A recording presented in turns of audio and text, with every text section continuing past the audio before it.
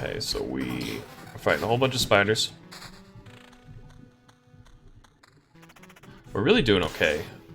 Got a lot of cards here, so maybe we'll stop after this fight. We're getting a lot of mimics now. I wonder if that's just it realized that we're not.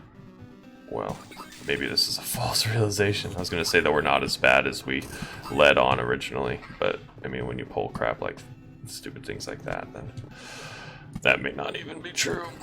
We're seeing a lot more mimics. Let's push out this way. I think that's a good idea on these meadows. And we have an Oblivion in our pocket. Spider cocoons. It really wants us to play more spiders. So it'll be good to see if we don't do that, I guess what happens. No, that's foolish. Okay, once we kill this, we're really not getting a whole lot of time to make moves here. Unless we pause. Let's meadow this all the way around. Drop another mountain here. Another treasury maybe here. Come around here. And then we'll put a couple more spiders out. If I can find a spot that's going to be helpful for us. I don't really want to get ghosts, like a lot of ghosts. Maybe right, as I put it, right where the blood field is. Is that what that's called? The battlefield. Keep wanting to call it the blood field. And we do have an Oblivion sort of sitting in our pocket. Let's take a look at these items. We're getting some good stuff coming up. 22 pure damage is not. It's nothing to smirk at. I wonder if we take the 22 pure damage. May seem a little weird, but attack speed and vampirism here. Feeling good about that. And this, these items really, they don't want you to, they don't want to give you the ideal item. That may be a silly way of putting that. But it's like every item is either good, like attack speed wise, and it's giving you like lifesteal and those kinds of things, or it's helping you with damage. And you really need both. So there's probably, for a smarter or more focused player than I, an easier way to identify that, to balance that. Attack speed sounds good. We're doing all right, I think, on total HP. We're about to hit the sadness gauntlet, the double graveyard of my own design. My own design. It reminds me of, I've been watching Hannibal, the series, which is surprisingly good. I have this weird thing where I don't generally play, or play as well, but mostly watch. I watch a lot of stuff, but I don't, my brain doesn't like me to watch things that other people recommend that has a crazy amount of attack speeds. So that seems like it'll be really good for us. Things that are popular or that really I get like direct recommendations for, I'm sort of maybe overly wary of, if that makes sense. It's not a great description of it, but I don't like we're for sure gonna die if we even make it around. I think this is a great opportunity for us to say, shoot. I think we do stay. Is there a way? I thought there was a way for us to click and hold to return to the camp at the campfire tile. Let's do that. Okay, that's cool. Those little gears come up.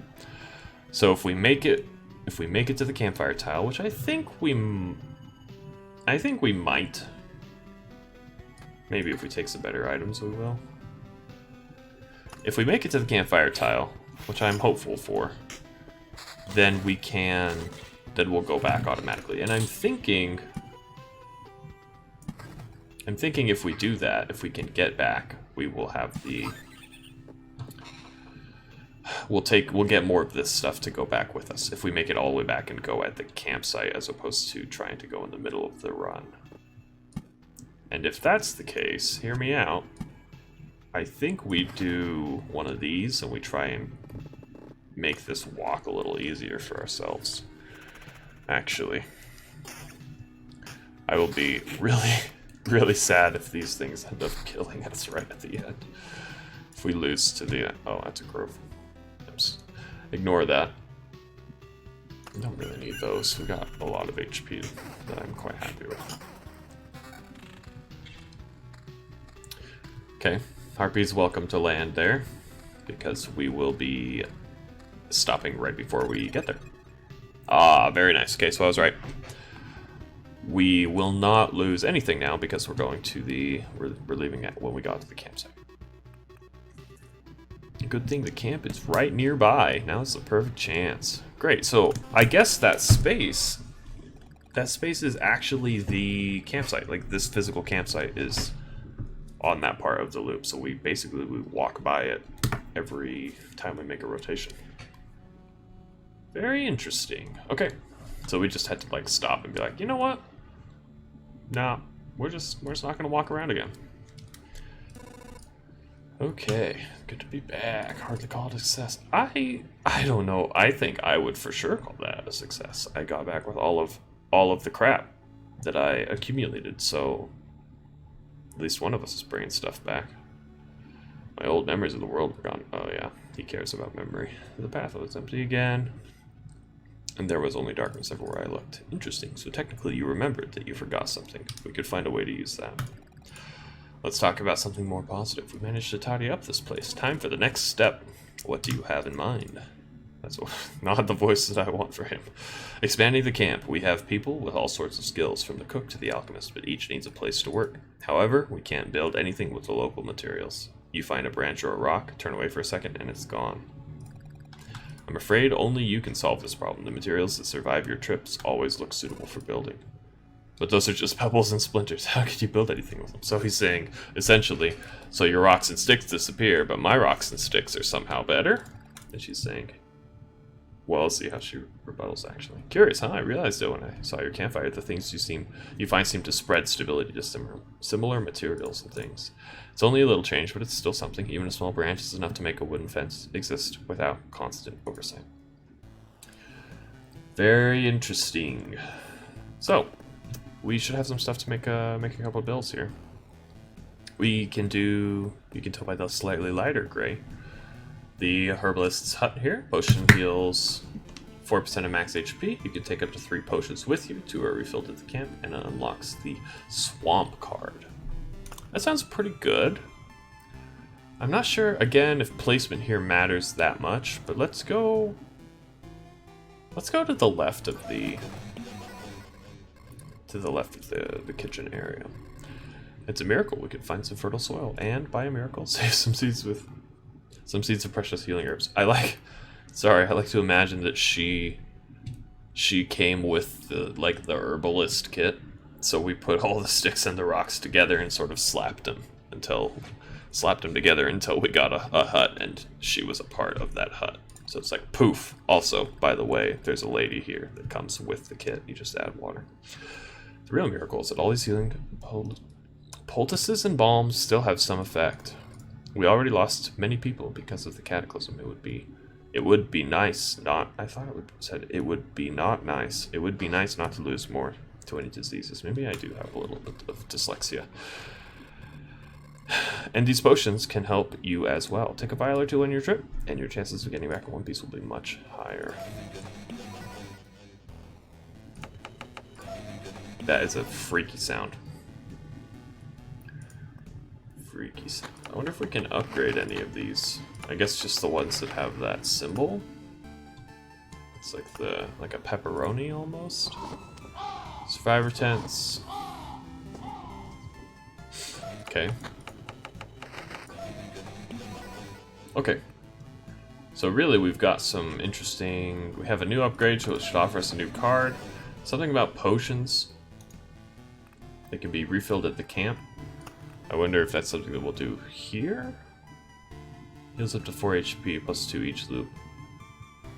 Up to 3 potions. So we do have some kind of potion something. Oh, and we've also added something called chrono crystals. Doubles the effect of a day's passing on the tile around it. Crystals that are able to refract not only the light of the rising sun, but the passage of dawn itself. So that seems actually really bad. If I'm reading that right, because it will essentially, when you hit the day spawn, like the day loop, you'll get sort of a respawn of everything, but it will be twice. So the things that spawn every day, you'll get twice as many of those, and it seems to my brain right now that that's only going to be bad, only going to lead to badness. Okay, swamp. The stench is murderous, or maybe it's the poison. Spawns a mosquito every 3 days. All healing effects are lethal here, except for the potions. They are still on your side. All healing effects are lethal here. I wonder... That makes me nervous, obviously. I wonder if that means, like, vampirism? You'll be taking additional damage instead of healing from things like that, or if it's maybe not that as broad as that. Can be placed adjacent to the road near other trees. Its roots devour enemies that have less than 15 HP left. Okay, the Blood Grove. I know I feel like we saw this before. Oh, you turn them on.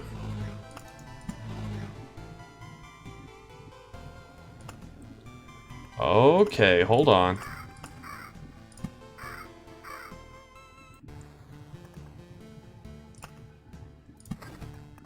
Okay, you've all probably, those of you who've played this before are probably thinking, wow, he's finally figuring out that he can turn stuff off.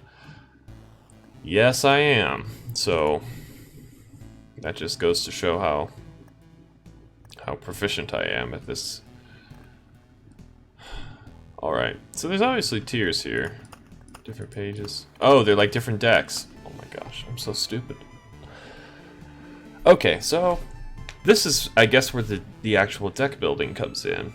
So you can build deck building menu. Oh my gosh. I'm so sorry. This episode, though it hasn't had as much action, perhaps as the last ones, we're learning some essential things about how the game physically works that I think we will be very glad to know. So we can put 12 cards in our deck. This is, I'm assuming, the maximum that we can have, and then the minimum? Yes. Okay, so we have to have at least one from here, two, 1, yeah. Okay, and then we can do up to 12 cards, so we could even reduce our card count and only take the ones that we like. So if I dislike the spider cocoon, which I think that I do, and I'm nervous about the swamp, but I think I'm okay with these. So maybe for now we do cemetery and grove. I like the road lantern. Oh, their effects can stack? Road lantern's effects can stack? So that gives us some interesting synergy too. I wonder if we do vampire mansion and then we grab all of these. Can be a place adjacent to the road near other trees. Yes, okay. And then we can keep the rock and the meadow and then oblivion, beacon treasury. So that gives us 11 cards. That may even be a bit too many. This is increasing our movement speed to get us through the days faster. I think we hold on to that for now. But we may not need oblivion now. But that wasn't a card we were really having trouble with anyway. We may not need oblivion if we're only taking cards we want. So that might be, I may be horribly wrong. Can I rename these? No. I just need to remember that I did that on 4 instead of on 1. Okay, let's do that on 1 actually really quick, instead of making myself remember that I did that on 4. And then I'll turn everything on 4? I just want them to be all the same, other than 1, which looks correct. Okay, so I'm feeling good there. Let's confirm that. And then I still don't know. Okay, stats is cool. I still don't know how to get the potions. Maybe we just start with them? That's not what I want. Maybe we just start with them? Okay. Well, I'm feeling pretty good about this deck here.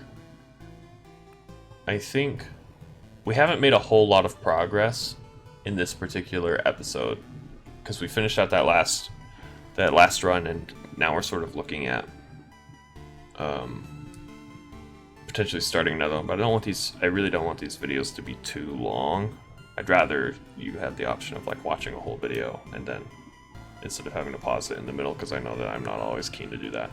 So we might even just finish this episode off here, and then we'll start on the next one. We'll take this new deck that we've built and we'll go and we'll try it out on the loop and hopefully figure out what these potions, like how they work, whether or not I actually have them, and then try out this blood grove. Try out the blood grove. So thanks for watching. If you enjoyed what you saw, go ahead and give it a like and subscribe. We'll be doing more Loop Hero, but also some other games in the near future. So thank you again for watching, and we'll see you later.